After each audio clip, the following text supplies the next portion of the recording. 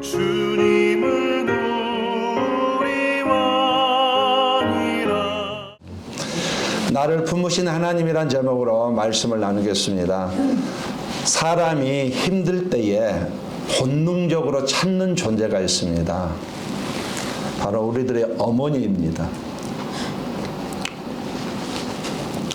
어릴 때 보면 무섭고 힘든 일이 생기면 아이는 어머니 품으로 달려가게 되어 있습니다. 아무런 계산 없이 그냥 엄마 품으로 달려가는 것입니다.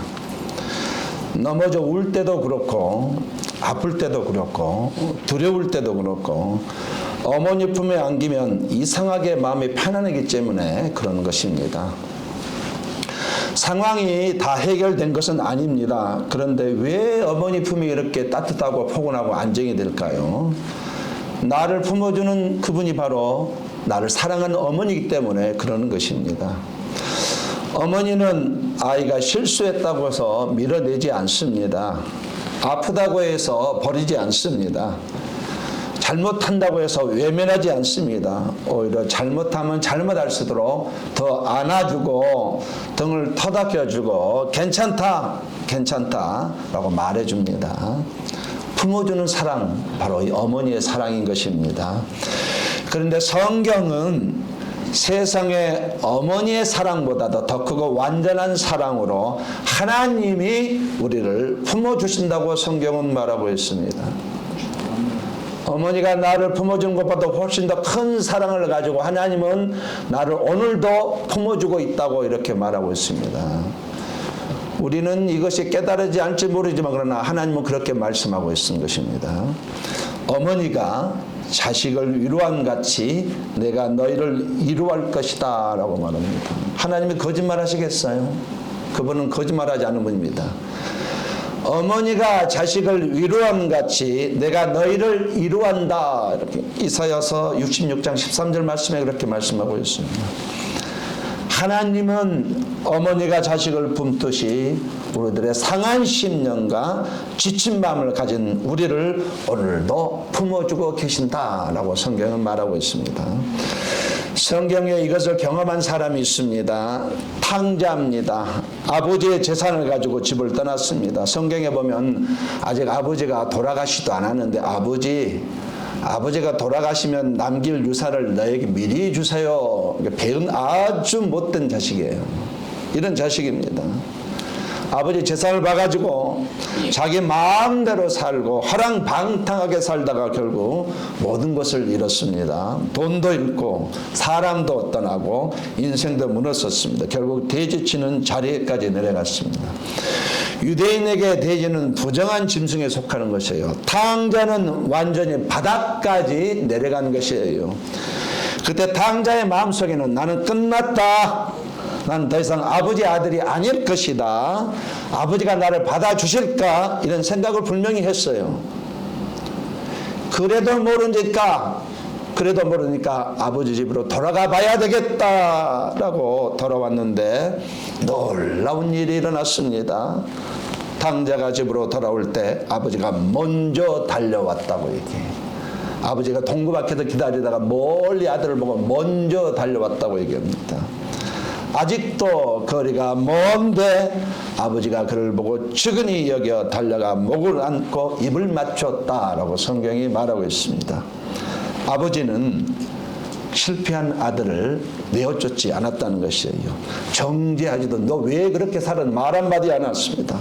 조건을 따지지 않았습니다. 먼저 안아주었고 품어주었다라고 성경이 소개하고 있습니다. 왜 성경이 이것을 기록합니까? 하나님이 우리를 그렇게 품어준다는 것을 말하는 겁니다.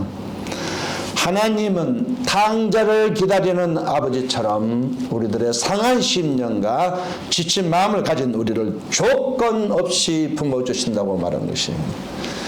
죄 가운데 있는 자도 실패한 자도 넘어진 자도 돌아오기만 하면 언제든지 품어주신다고 이렇게 말하고 있습니다. 내 모습 이대로 주님 앞에 나가기만 한다면 주님의 따뜻한 품을 우리는 얼마든지 오늘도 항상 경험할 수 있다라고 성경은 말하고 있습니다. 하나님은 우리를 언제 품어주십니까? 오늘 보면 하나님이 우리를 품어주신 때를 구체적으로 말하고 있습니다. 우리를 품어준 때가 있는데 그 때를 구체적으로 말하고 있습니다. 4절 말씀, 내가 너희를 품을 것이라. 세상은 내가 힘이 없으면 떠나거든요.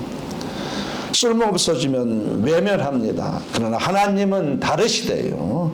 나의 인생을 품고 가신다고 말하고 있습니다. 성경은 하나님이 자기 백성을 품으시는 모습을 계속 보여주고 있습니다. 우리 신명기 32장 11절 말씀을 같이 읽읍시다. 시작.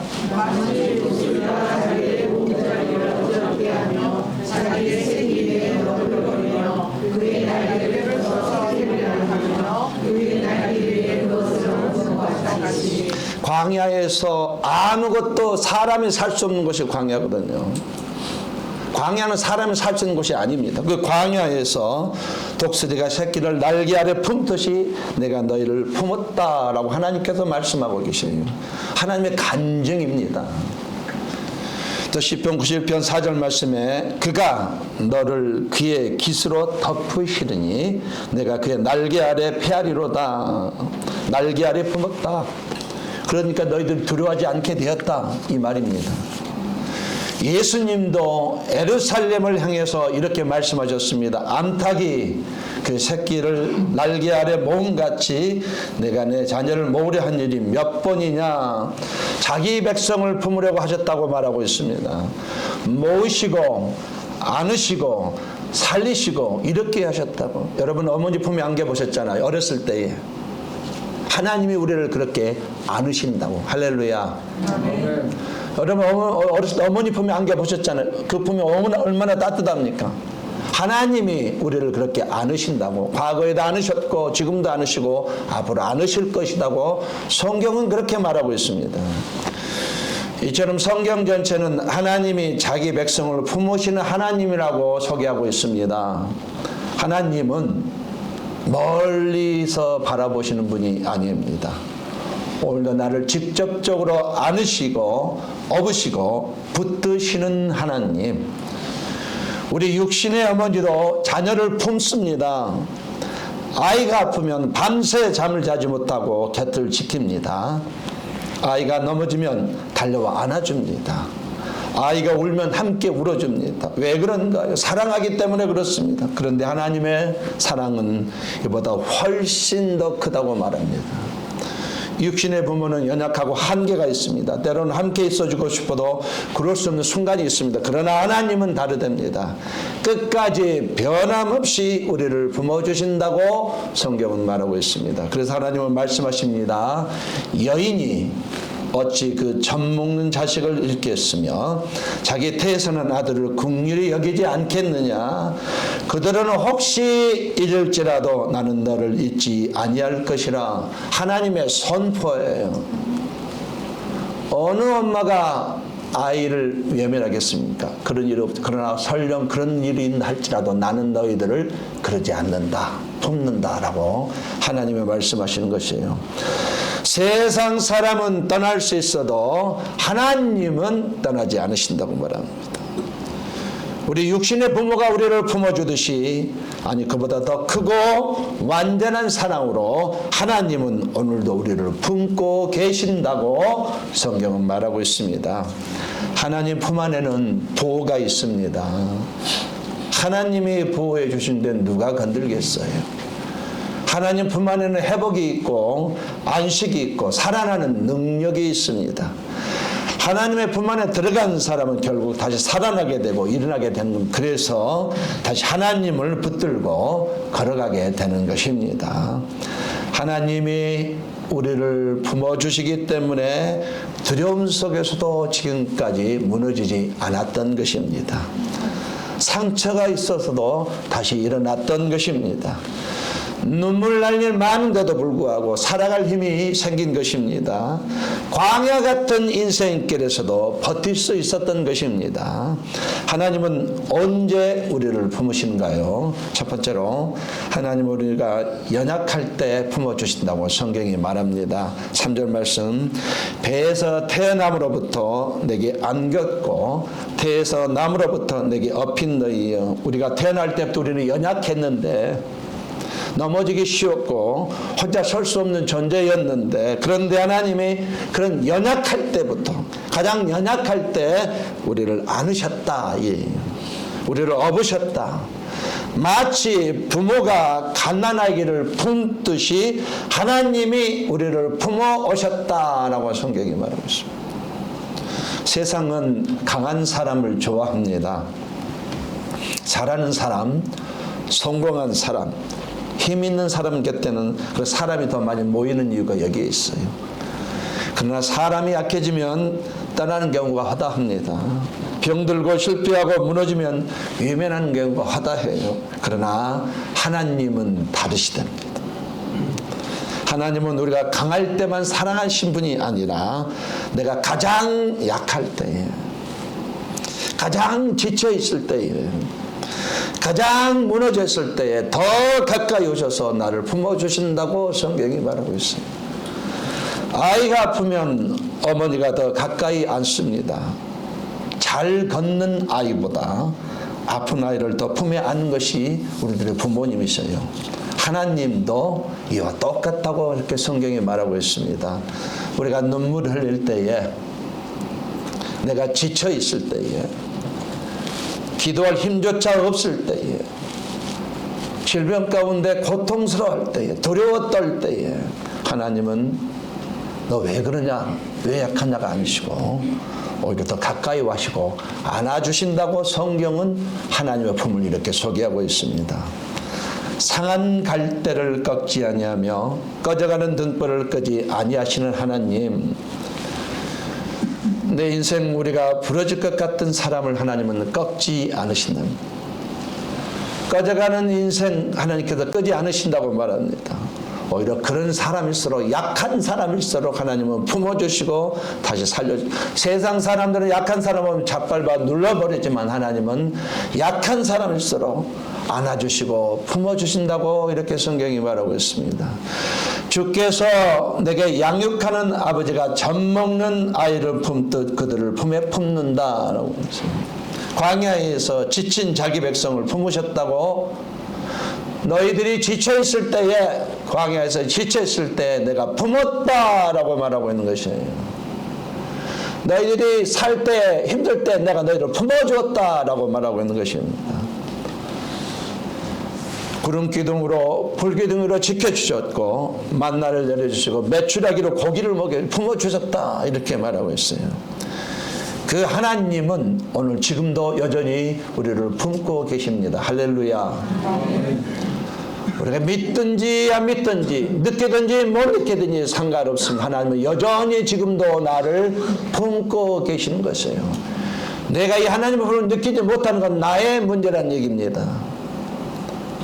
내가 약할 때에, 물질 때문에 힘들어할 때에, 인간관계 때문에 고통스러워할 때, 자녀 때문에 고통스러울 때에, 가정의 문제 때문에 힘들 때에, 절병 가운데 두렵고 지칠 때에, 눈물 흐를 때에 하나님은 절대로 밀어내지 않으십니다. 가까이 와주시고 안아주신다고 말씀하고 있어요. 그러므로 저와 여러분, 어떤 문제나 위기 때문에 약해졌을 때에 혼자 버티려고 하지 말고 하나님 품으로 들어가야 되는 것이에요. 우리들의 어머니가 가기만 하면은 따뜻하게 맞아주었던 것처럼, 저와 여러분이 이유를 불문하나며 나가기만 하면 하나님은 일단 우리를 보고니 안아준다는 사실을 기억하시기 바랍니다. 연약함을 숨기지 말고 하나님께 가지고, 아프면 아프다고 하세요. 두려우면 두렵다고 하십시오. 무서우면 무섭다고 하시고, 힘들면 힘들다고 하세요. 하나님은 절대로 외면하지 않으십니다. 내 자신의 약함을 인정하고 하나님께 나오는 사람 하나님은 반드시 절대적으로 품어주신다고 성경이 말하고 있습니다. 하나님, 제가 약합니다. 저를 안아주세요. 저를 붙들어 주세요. 그때 하나님은 반드시 우리를 외면하지 않으시고 반드시 품어주신 하나님을 기억하시기를 예수님의 이름으로 권면드리겠습니다. 두 번째로 하나님은 우리가 넘어지는 순간에도 품어주. 세상 사람은 넘어지면은 멀리 합니다. 그러나 하나님은 품어주신다고 말하고 있어요. 4절 말씀, 내가 지었은즉 내가 업을 것이요 내가 품고 구하여 내리라. 우리를 만드시는 분이기 때문에 책임지겠다는 하나님의 약속이세요. 내가 너희를 책임지겠다는 약속입니다. 넘어질 때, 실패할 때, 무너질 때 포기하지 않는다는 것입니다. 세상 사람은 우리가 넘어지면 쉽게 외면합니다. 실패하면 손가락질하고 죄를 지면 정죄하고 무너지면 짓밟습니다. 그러나 하나님은 다르시다는 것입니다. 넘어져 있는 자를 외면하지 않으신다. 내가 넘어져 있으면 나를 일으켜 세워주신다. 우리 어머니가, 우리 엄마가 내가 넘어졌을 때 와서 이렇게 세워준 것처럼 우리가 넘어져 있으면 하나님은 나를 이렇게 세워주신다. 품어주신다. 다시 걸어가게 하신다. 이렇게 말하고 있습니다. 아이가 걸음마를 배우다가 수없이 넘어지잖아요. 그러나 부모는 또 왜 넘어졌냐 그러지 않습니다. 오히려 다시 와서 안아주고 손을 잡아주고 다시 일어나서 걷게 하시는 것이 우리들의 어머니셨어요. 하나님이 우리를 대하시는 모습이 이와 같다는 것입니다. 아시는 대로 베드로는 예수님을 3번이나 부인했습니다. 한마디로 사람이 아닌 것이에요. 나는 저 사람을 알지 못한다 라고 말하면서 저주까지 했으면서 예수님을 거절했습니다. 실패했습니다. 제자로서 무너졌습니다. 베드로는 자기 인생이 끝났다고 생각했을 것입니다. 그런데 부활하신 예수님은 실패한 베드로를 먼저 찾아가셨습니다. 그리고 말씀하셨습니다. 내 양을 먹이라. 이것이 하나님의 품으심입니다. 이 품으심은 오늘 저와 여러분 동일하게 적용이 되는 것이에요. 예수님은 베드로의 실패보다 베드로의 미래를 보신 것입니다. 넘어진 자리에서 끝나게 하지 않으셨습니다. 다시 일으켜 세워주셨습니다. 다윗도 죄를 지었습니다. 심각한 죄를 지었습니다. 요나도 하나님을 피해 도망갔습니다. 엘리야도 낙심해 죽기를 구했습니다. 그 떨어진 자리에서 그러나 하나님은 그들을 여전히 버리지 않냐고 품어주셨다는 사실이에요. 끝까지 품으셨다고, 회복시키셨다고, 다시 사용하셨다고. 왜 그런가요? 하나님의 사랑은 실패보다 더 크기 때문에 그런 것입니다. 하나님의 은혜는 우리의 넘어짐보다 더 크기 때문에 그렇습니다. 하나님의 사랑은 나에게 지은 추악한 죄보다 더 크기 때문에 그러는 것이에요. 우리는 넘어지면 끝났다고 생각합니다. 그러나 하나님은 넘어져 있는 자리에서도 나를 품고 계신다라고 해요. 그래서 성경은 말합니다. 의인은 7번 넘어질지라도 다시 일어난다. 따라서 의인은 7번 넘어질지라도 다시 일어난다. 예, 의인 우리 자녀를 말하는 거예요. 예수 믿는 사람은 7번 넘어져도 다시 일어나. 왜 그러냐? 하나님이 계속 이렇게 세워주기 때문에. 하나님이 계속 이렇게 세워주시기 때문에. 나도 모르는 가운데 계속 이렇게 세우시기 때문에 일어날 수밖에 없다. 하나님이 넘어지면 그대로 보고 있지 않기 때문에. 혹시 우리 가운데 오늘 혹시 넘어져 있지는 않습니까? 아니면 어떤 문제 때문에 낙심하고 있지는 않습니까? 아니면 어떤 실패 때문에 스스로 괴로워하고 있지는 않습니까? 그렇다고 해서 하나님이 있다는 것은 아닙니다. 넘어져 있는 나를 안으시고 다시 이렇게 세워주시고 다시 걸어가게 하시는 하나님이 지금 내 안에 계신다는 사실이에요. 그러므로 힘들어도 두려워도 포기하지 마시기 바랍니다. 하나님이 아니다 그러면 아닌 것이 할렐루야. 모든 결정은 하나님께서 하시는 것이에요. 하나님이 아니다 그러면 아니고 하나님이 그렇다면 그런 것입니다. 아무리 사람이 뭔가를 결정해도 그 결정은 아무런 하나님께서 그렇다고 해야만 주권이 하나님께 인간의 생사화복은 주권이 하나님께서 결정하셔야 되는 것입니다. 하나님은 끝까지 이렇게 세우신 그 하나님이세요. 그 하나님이 지금 우리 안에 와 계신다는 사실입니다. 자, 이와 같이 첫 번째 하나님은 연약할 때 나를 품어주십니다. 넘어지는 순간에도 나를 받들어 품어주십니다. 마지막 세 번째로 하나님은 우리를 끝까지 품으신다고 말합니다. 4절 말씀 같이 읽겠습니다. 시작.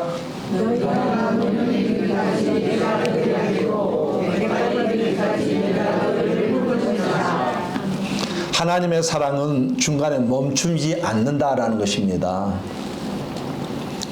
사람의 사랑은 변할 수 있습니다. 처음에 사랑한다고 말해도 시간이 지나면 떠날 수 있습니다. 상황이 변하면 마음도 변하고 형편이 어려지면 관계도 멀어질 수 있습니다. 그러나 하나님은 다릅니다. 한 번 품으시면 끝까지 품으신다는 것이에요. 한 번 품으시면 끝까지 품으신다는 것입니다. 내가 젊을 때도 품으셨고, 내가 건강할 때도 품으셨고, 내가 잘 될 때도 품으셨고, 내가 지치고 힘들 때도 품어주셨고, 내가 눈물 많아졌을 때도 품어주셨고, 아무도 나를 찾지 않은 것 같던 순간에도 하나님은 여전히 나를 품고 계셨다고 성경은 말하고 있습니다. 우리는 시간이 지나면 사람들에게 잊혀질 수 있습니다. 그러나 하나님은 우리를 잊지 않으신다고 말합니다. 사람들은 이제 끝났다고 말할 수 있습니다. 그러나 하나님은 내가 끝까지 너를 붙들겠다고 말하고 있는 것입니다. 구속사적으로 이 사랑은 예수 그리스도 안에서 완전히 완성이 된 것이에요. 예수님은 십자가에서 그 고통 가운데 있으면서도 우리를 품으셨잖아요. 할렐루야. 주님이 나를 품으셨는데 누가 건들겠어요? 하나님이 나를 구원해 주셨는데, 영생을 주셨는데 누가 나를 건들겠어요? 부활하신 후에도 이제는 우리 안에까지 오셔가지고 지금도 나를 품고 계십니다. 그래서 예수님은 말씀하십니다. 그들을 내 손에서 빼앗을 자가 없다. 할렐루야. 아멘. 그들을 내 손에서 빼앗을 자가 없다. 하나님 손에서 떨어질 인생은 아무도 없습니다. 세상은 우리를 놓을 수 있어도 하나님은 놓지 않으신다고 분명히 말씀하고 계세요.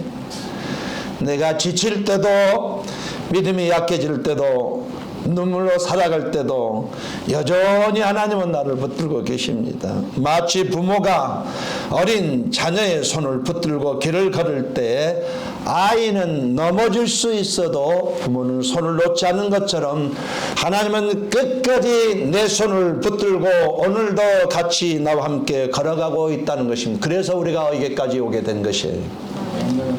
사람은 떠나도 하나님은 나를 떠나지 않으십니다.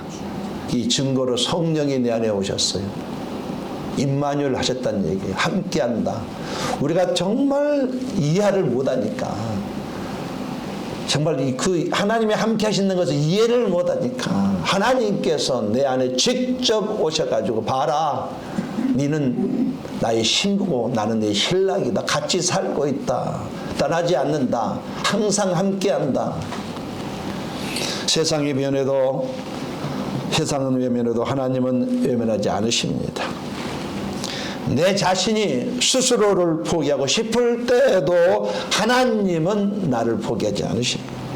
그러므로 너무 지나치게 낙심하지 않았으면 좋겠습니다. 너무 환경을 보지 않았으면 좋겠습니다. 끝까지 나를 사랑하시고 끝까지 나를 품으시는 그 하나님을 바라봤으면 좋겠습니다. 주님만 바라봤으면 좋겠습니다. 주만 바라볼지라 주님만 바라봤으면 좋겠어요. 특별히 흔들릴 때마다 하나님이 나를 부으신다는 사실을 기억했으면 좋겠어요. 남은 인생 하나님을 붙이시기를 바랍니다. 말씀의 결론을 맺겠습니다. 우리가 연약할 때, 내가 넘어질 때, 실패할 때, 눈물을 흘릴 때 아무도 나를 이해하지 못하는 것 같을지라도 하나님은 여전히 나와 함께 하시고 나를 안아주시고 나를 붙드시고 나를 품으시고 나를 다시 일으켜 세우신다고 말하고 있습니다. 4절 말씀, 너희가 노년에 이르기까지 내가 그리하겠고 백발이 되기까지 내가 너희를 품을 것이라. 내가 지었은즉 내가 업을 것이요 내가 품고 구하여 내리라. 지쳐 있습니까? 실패하고 낙심하고 있는가요? 혼자라고 느끼고 있는가요? 그렇다면 혼자 버티려고 하지 말고 하나님의 품으로 들어가시기를 바랍니다. 나의 연약함도, 나의 상처도 나의 실패도 숨기지 말고 하나님께 가지고 나가 보시기를 바랍니다. 연약할 때 사람보다 먼저 하나님의 품으로 돌아가 보시기를 바랍니다. 넘어졌다고 포기하지 말고 다시 하나님께 가보시기를 바랍니다. 질병의 위기가 닥쳤다고 해도 두려워하지 말고 더 깊숙이 하나님 품으로 들어가시기 바랍니다. 하나님은 나의 아버지이기 때문에 나의 질병쯤이야 쉽게 처리할 수가 있는 분이신 것입니다. 혼자 버티려고 하지 말고 기도를 하나님께 매달려 보시기 바랍니다. 하나님이 나를 품고 있다는 사실을 매일 붙들어 보시기를 바랍니다. 남은 인생 여러분에게 성령을 붙들고 그 성령이 여러분 붙들고 계시는 사실 기억하시고 그분을 의지하면서 가시기를 예수님으로 권면드리겠습니다.